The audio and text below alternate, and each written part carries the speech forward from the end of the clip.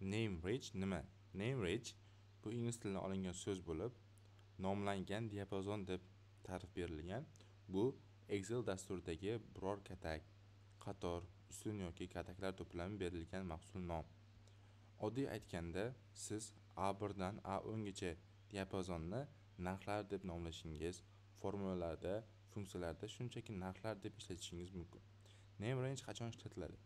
Formulalarni o'qish va tushunishni osonlashtirish uchun, ma'lumotlarni tez va qulay tahrirlash uchun, katta jadvallarni aniq va qulaylik uchun yaratishga, bir xil diapazonni bir necha marta ishlatganda har safar manzil yozib o'tirmaslik uchun.